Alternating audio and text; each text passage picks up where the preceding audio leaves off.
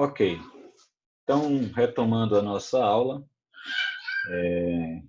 na aula passada a gente parou exatamente nessa figura, em que essa figura mostra o objetivo da aula passada, que foi definir a taxa de variação vertical de temperatura quando o processo de ascensão da parcela é por um processo adiabático seco, né, que é uma taxa de 10 graus por quilômetro, no caso aqui na figura representando 10 graus Celsius por quilômetro, mas podia ser Kelvin, e fechamos a aula definindo a taxa de variação de temperatura vertical por um processo adiabático úmido, que nesse caso dessa figura, o processo é aí de 5 graus Celsius por quilômetro, a taxa de variação de temperatura nesse processo. Nós vimos na aula passada como identificar ou como calcular essa taxa a depender das condições de umidade da atmosfera. Esse processo de ascensão vertical de uma parcela de ar na atmosfera, ele se dá, né, ele pode se dar de forma natural por basicamente quatro mecanismos. Quatro mecanismos que podem pegar uma parcela de ar à superfície e fazer com que tenha um movimento vertical, ou seja, fazer com que haja uma ascensão dessa parcela verticalmente na atmosfera. Nós temos basicamente quatro mecanismos. O primeiro mecanismo é o levantamento orográfico, né? O levantamento orográfico é quando uma parcela de ar ela é forçada a subir, por exemplo, uma barreira montanhosa. Você tem uma montanha, há um ar se deslocando e esse ar ele não tem como penetrar na montanha e sair do outro lado. Então ele tem que contornar essa montanha. E para contornar a montanha, ele é forçado a subir a montanha. E ao subir a montanha, você tem um movimento vertical da massa de ar e esses processos, né, em virtude da mudança de pressão externa, faz com que haja a expansão da parcela e, consequentemente, o resfriamento. Uma outra forma de você ter a ascensão vertical de uma parcela de ar é por encontros de frente, né? Você tem uma frente fria, né? Uma massa de ar frio encontrando uma massa de ar quente, em que a que for menos densa, né? A massa de ar quente, ela vai ser forçada a subir sobre a massa de ar frio, que é um ar mais denso e mais pesado. Então, a massa de ar frio fica por baixo, e, consequentemente, a massa de ar quente tem que se sobrepor. Né? Então, ela sobe. Ao subir, o ar que compõe essa massa, ele ascende verticalmente e também passa por esse processo de redução de temperatura, de um processo de expansão adiabática. Ou seja, ele se expande, a amostra se expande, não porque recebeu calor ou cedeu calor, mas porque foi forçado a mudar de nível na atmosfera, mudando de nível de altitude, muda o nível de pressão e isso faz com que você tenha a expansão adiabática da parcela. A outra forma é você ter convergência de massas de ar, né? Você tem duas massas de ar se encontrando, e o resultado delas essas massas de ar não podem penetrar no solo, né? Não podem ir para baixo, então elas são forçadas a subir. E ao subir também tem a expansão adiabática e passa por esse processo de variação de temperatura. E movimentos convectivos, né, locais, né? Quando você tem aquecimento da superfície, você tem mudança da densidade do ar e, consequentemente, um movimento vertical. Então, vamos destacar aqui cada uma dessas situações. Né? Imagine esse primeiro cenário, que é o levantamento orográfico. Num levantamento orográfico, você tem, por exemplo, aqui estamos pegando a Califórnia, né, uma figura conhecida, em que você tem o oceano, que está aqui, você tem o Coast Range, que é uma parte montanhosa ali próximo da costa oeste dos Estados Unidos, e você tem o Sierra Nevada Range, que é uma grande cordilheira que divide ali a região de Nevada, que pega parte do Arizona e, consequentemente, se expande no sentido do Canadá. Então, o que é que acontece nesse detalhe? O movimento do deslocamento das massas de ar durante o dia, por exemplo, do Oceano Pacífico para o continente. Quando essas massas de ar encontram essa primeira cadeia de montanhas, ela é forçada a subir a cadeia de montanha. Então, veja que tem uma determinada formação de nuvem aqui, mas é uma cadeia de montanha mais baixa do que a Sierra Nevada. Então, tem uma certa condensação de vapor de água aqui, mas o ar continua passando. Quando ele chega aqui, esse ar é forçado a subir porque tem uma cadeia de montanha e ele é pressionado contra essa cadeia de montanha e ele ascende verticalmente. Ao ascender verticalmente, a pressão diminui, o ar se expande, a temperatura da parcela diminui e, consequentemente, aquele vapor de água que estava contido naquela parcela, ele condensa e forma nuvens desse lado da cordilheira e chove. Se você observar, né, em termos de precipitação, ocorre muito mais precipitação desse lado da cordilheira, onde tem vegetação mais desenvolvida, do que do outro. Por quê? Porque ao ascender verticalmente e condensar, a precipitação ocorre aqui e a massa de ar, quando passa para o outro lado da cordilheira, ela passa seca. Por isso que desse lado você tem deserto. Veja, se você pegar o mapa dos Estados Unidos, você vai ver que aqui você tem o Rocky Mountain, você tem a Sierra Nevada, você tem essa cordilheira de montanha que você vai encontrar, e o que nós temos de representação, de exemplificação dessas duas áreas é essa. Desse lado aqui, nós temos florestas desse tipo, e do outro lado das montanhas, nós temos um cenário desse tipo. Por que é que aqui é árido, semiárido, e aqui é úmido? Porque ao ascender verticalmente, devido ao efeito orográfico aqui, a precipitação ocorre, a vegetação se desenvolve. Quando o ar passa para o outro lado da montanha, você tem ar seco, com pouca umidade, que pode eventualmente ter alguma precipitação associada, e aí você tem um comportamento desse. Isso, veja, no mesmo continente, num corte transversal dos Estados Unidos, você tem esse comportamento aqui, tão contrastante, simplesmente pelo efeito orográfico. Mas você pode ficar surpreso e dizer, olha, professor, que massa, e achar que isso está muito distante de você. Mas Campina Grande é um exemplo claro, né? Aqueles que não são da região vão ter a oportunidade de vivenciar isso em Campina Grande.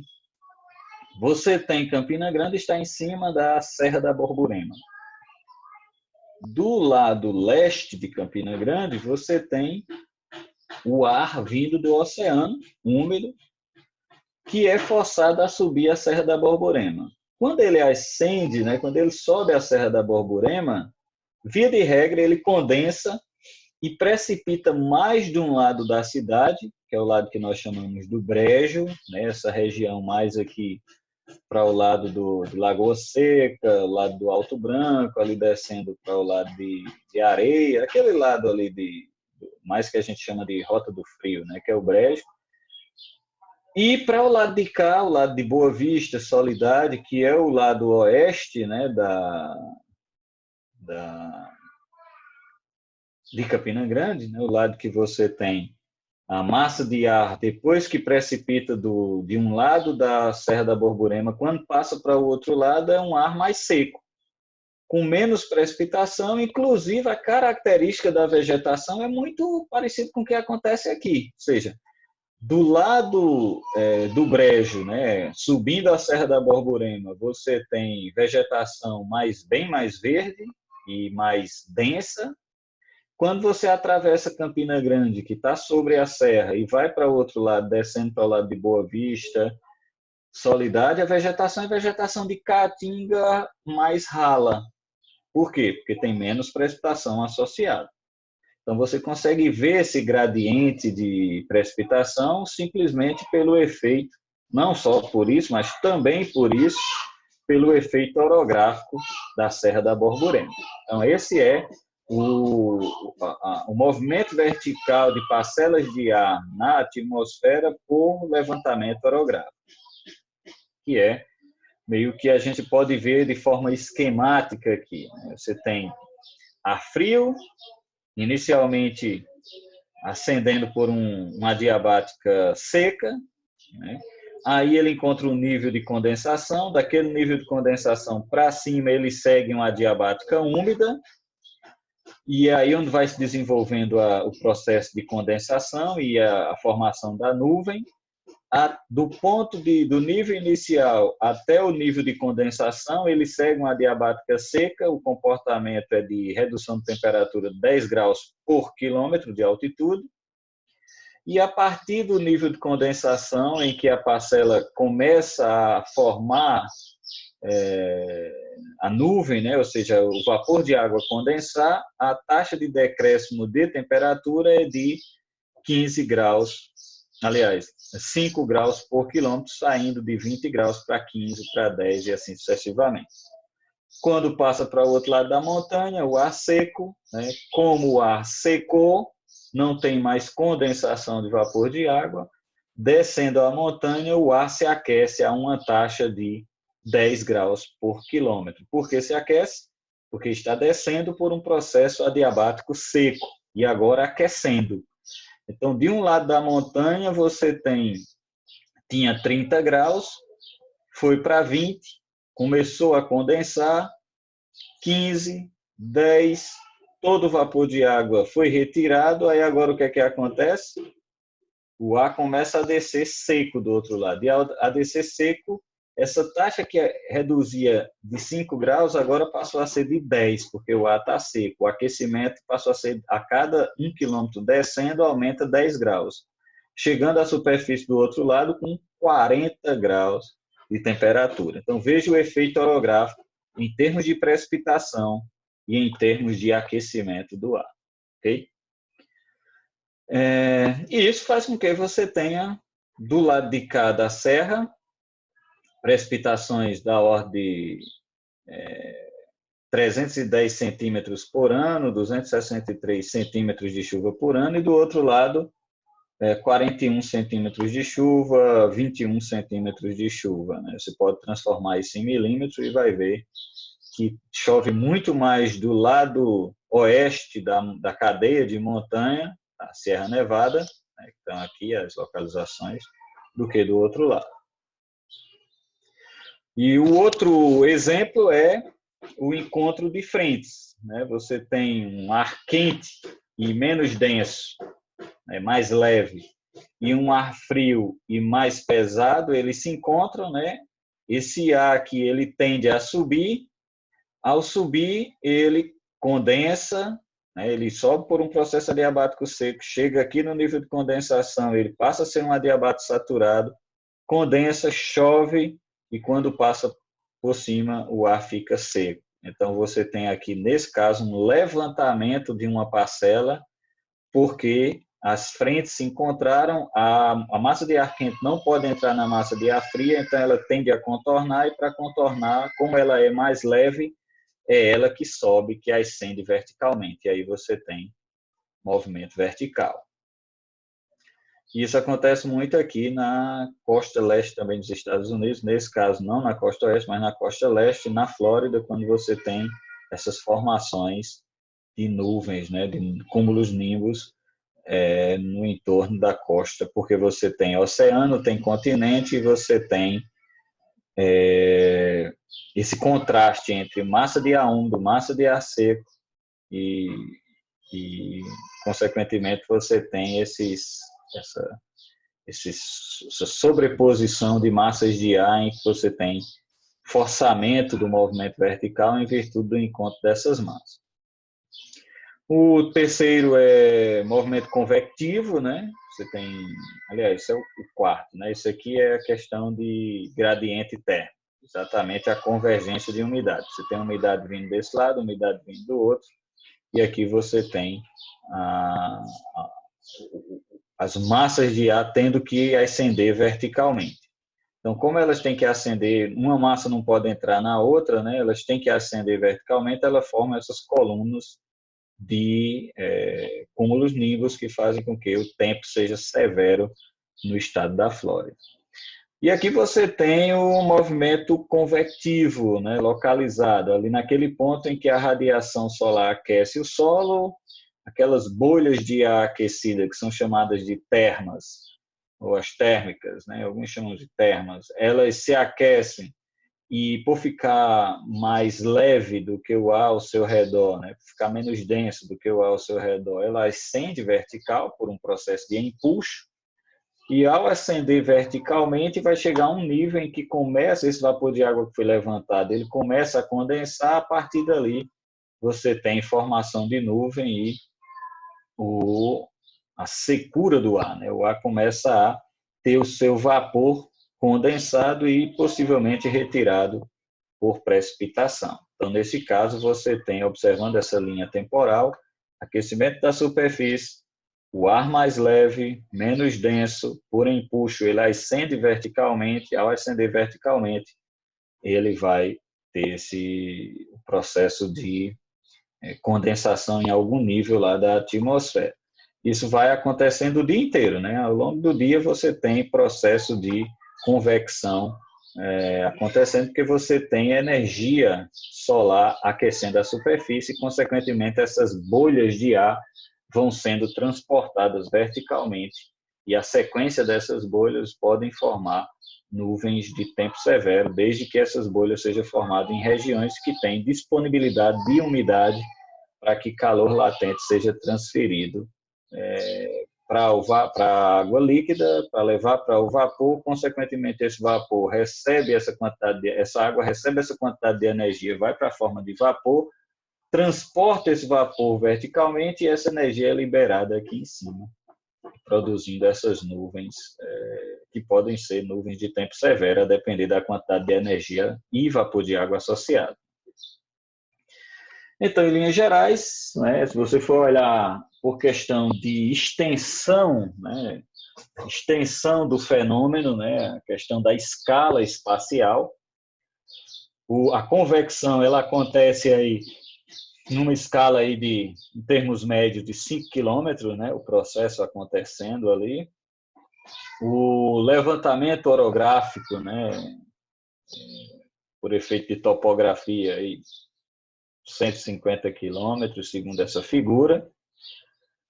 Convergência de massas de ar é um fenômeno já considerável, né, com uma escala bem considerável, um fenômeno que você tem aí escala de 500 quilômetros envolvido, né, massas que convergem e que precisam ascender verticalmente. E o encontro de frontes, né, de frentes. Então, os encontros dessas frentes, né, eles são fenômenos que já estão na escala aí de 1.500 quilômetros, é um fenômeno já de escala considerável, né? Você tem uma grande massa de ar fria encontrando uma massa de ar quente, e a massa de ar quente tem que se deslocar e se desloca verticalmente porque ela está menos densa, e isso faz com que você tenha, muitas das vezes, formação de nuvens de tempestade, que são as famosas cúmulos nimbus. Ok? Então, essas são, em termos médios, as características dos 4 principais mecanismos que fazem com que você tenha ascensão vertical na atmosfera.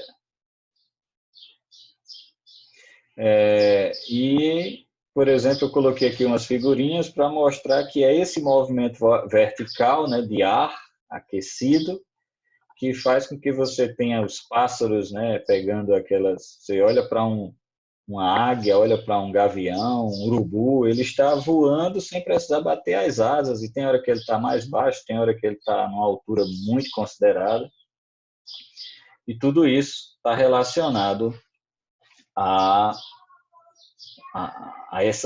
aproveitar essas bolhas de ar quente que estão ascendendo verticalmente por diferença de pressão, né, por diferença de densidade, por processo de empuxo, e tanto os balões usam esse processo, como os pássaros também, né? E eu já pratiquei parapente, e parapente usa o mesmo mecanismo, né? Você se aproveita do movimento vertical dessas massas de ar quente. Então, a gente lembra lá da questão da equação da hidrostática, né? Que você tem força gradiente de pressão e força de empuxo, elas são iguais, para que a parcela permaneça em repouso na atmosfera. Então, você tem uma parcela de ar em repouso, você tem a força gravitacional para baixo, e você tem a força de empuxo para cima. Né? Ou seja, você tem a força gravitacional de um lado, força gradiente de pressão do outro, que está relacionada ao empuxo. E aqui o que é que acontece? Se a força gravitacional for maior do que a força de empuxo, a parcela desce. Se a força de empuxo for maior do que a força gravitacional, a parcela ascende. Então, uma massa de ar pesada, né, a massa de ar frio, por exemplo, tem uma maior densidade, ela tende a descer, enquanto uma massa de ar quente, que tem menor densidade, ela tende a subir. Isso é, basicamente, o mecanismo que rege o movimento vertical na atmosfera. Então, uma parcela de ar que se desloca verticalmente, ela resfria por expansão, né? Ou seja, isso é um processo adiabático, ela não perde calor para o meio circunvizinho, por isso ela está se resfriando, não, ela se expande e, consequentemente, se resfria. Da mesma forma, a parcela que é forçada a descer ao nível de superfície, ela contrai, ela é comprimida, e o fato de ser comprimida, ela aumenta a sua temperatura. Então, ela aquece por compressão, ao contrário do movimento vertical, né, em que a parcela ascende verticalmente, ela resfria por expansão. E o processo de volta, ela aquece por compressão. É importante lembrar que em processos adiabáticos, o processo de aquecimento e resfriamento da parcela se dá em virtude da variação do seu volume, em função da pressão exercida em diferentes níveis. No processo de resfriamento adiabático, você tem, por exemplo, a parcela ascendendo verticalmente e ela se expandindo pela redução de pressão. Você tem uma redução de pressão no processo de ascensão vertical com uma parcela considerada seca, ou uma parcela de ar seguindo um processo adiabático seco. Então, num processo adiabático seco, a redução, como a gente já viu, é 10 graus por quilômetro. Então, ela parte de 27 graus, vai para 17 graus, 7 graus. Quando ela encontra o nível em que a parcela começa a formar o processo de condensação, ou seja, o processo de condensação começa a acontecer, aí você muda de um processo adiabático seco, que era redução de temperatura de 10 graus por quilômetro, e passa a ter um processo adiabático saturado, em que passa a ser em torno de 5 graus por quilômetro. Então, gradiente adiabático seco até o nível em que você tem condensação acontecendo. Quando o nível de condensação é encontrado, a partir dali o processo é adiabático saturado. Ok? Então, no processo adiabático saturado, você tem uma taxa diferente de variação de temperatura com a altura. Quando a parcela é forçada a descer, né, forçada a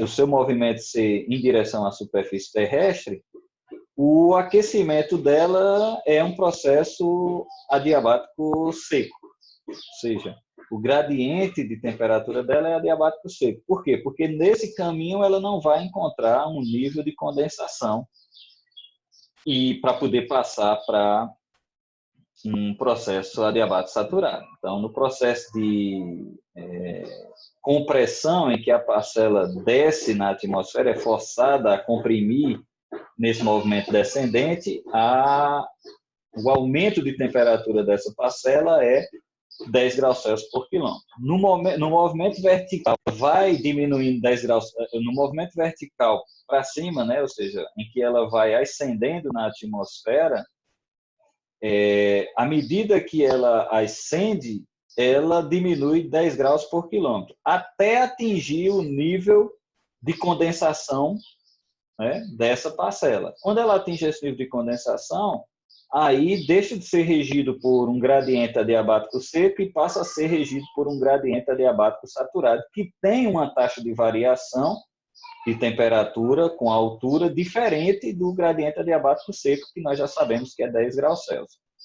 No movimento de compressão, né, em que a parcela se aquece, porque ela está sendo forçada a descer para a superfície terrestre, esse aquecimento é por um processo adiabático seco, ou seja, ela aquece 10 graus Celsius a cada quilômetro que ela reduz sua altitude, ou seja, que ela é forçada a descer até a superfície. Isso sempre por um processo adiabático. Então, vamos falar agora, né, depois de a gente falar sobre processo adiabático seco, processo adiabático saturado, ou seja, um gradiente, o que acontece no processo adiabático seco e o gradiente num processo adiabático saturado. Vamos falar de estados de equilíbrio. Então, o estado de equilíbrio está relacionado a uma determinada parcela, em um determinado instante, ela está em que condição de equilíbrio? Então, se as forças que atuam sobre um determinado objeto, uma determinada parcela, elas são balanceadas, ou seja, o somatório das forças sobre ela é nulo, isso indica que ela está em repouso. Ou em um movimento retilíneo uniforme, como a gente já conhece da física. Mas vamos imaginar aqui que o somatório das forças que está sendo exercida, ou que estão sendo exercidas sobre um corpo, o somatório dessas forças dá igual a zero. Então, há um balanceamento das forças e ela vai permanecer em repouso. Permanecendo em repouso, isso é o que nós chamamos de estado de equilíbrio. Então, esse estado de equilíbrio da parcela é considerado um estado de equilíbrio estável. Ela está ali numa condição de... ou, vamos imaginar, ela estando parada sem se deslocar, nós podemos dizer que essa é uma condição de neutralidade. Ela permanece ali. Se você deixar o dia inteiro, a parcela permanece naquele ponto sem se deslocar, condição de neutralidade. Ou se você desloca ela de um ponto para outro e você solta ela naquele ponto, ela vai permanecer lá, porque ainda continua em condição de neutralidade. Agora imagine o seguinte, imagine diferentes situações. Cada situação que você observar, a parcela vai se comportar de forma diferente para um deslocamento dado da sua posição de equilíbrio. Imagine essa figurinha aqui. Tem o ponto A, e aí o rapazinho aqui vai pegar essa parcela A e vai deslocar essa parcela A até esse ponto. Quando chega aqui, ele solta essa parcela A. Quando ele solta a parcela A, ou essa amostra A aqui, ela volta a esse estado inicial. Quando isso acontece, nós chamamos isso de equilíbrio estável. Estável por quê? Independente se você desloca a parcela, ela tende sempre a voltar à sua condição inicial. Quando isso acontece, nós chamamos de equilíbrio estável. No segundo caso, você desloca a parcela, como esse caso aqui, e ao deslocar a parcela, ela não volta mais para a sua condição inicial. Quando isso acontece, nós chamamos isso de instabilidade, ou seja, o equilíbrio é instável, ele não volta à condição inicial. Então, baseado no que a gente definiu, a gente tem três situações de equilíbrio distintos, que é o equilíbrio estável, que é aquele em que você dá um movimento inicial à parcela, você desloca a parcela e quando você deixa de aplicar uma determinada força sobre ela, a parcela tende a retornar ao seu estado original. Tem a condição de neutralidade, que é aquela em que independe onde você colocar a parcela, ela vai ficar, porque sempre o somatório das forças sobre ela vai ser nulo. E tem a condição que é a condição que muito interessa no caso específico da meteorologia, que é a condição de instabilidade, que é aquela condição em que a parcela está lá e se você der uma condição inicial para ela de deslocamento, era só isso que ela precisava. Agora ela vai começar a se deslocar e não voltará para o estado de equilíbrio, para o estado inicial. Então, nesse caso específico, nós chamamos de equilíbrio instável. A parcela está lá, mas se você der um pontapé inicial nela, se você der um peteleco nela, se você oferecer alguma fonte, alguma força que desloque essa parcela em alguma direção, ela não voltará mais ao seu estado original. Então, em geral, a força da gravidade que é aplicada sobre uma determinada amostra de ar, ela tende a se balancear pela força gradiente de pressão, né, que é o equilíbrio hidrostático. E, nesse caso, a gente vai analisar essas situações, né, quando a parcela está em determinado ponto e modificações são oferecidas à parcela que está num equilíbrio hidrostático, dando a ela um deslocamento vertical. E aí a gente vai observar o que é que acontece com a parcela quando a gente desloca essa parcela verticalmente, quer seja para cima, quer seja para baixo. E aí a gente vai, a partir de agora, estudar essas condições, esses estados de equilíbrio.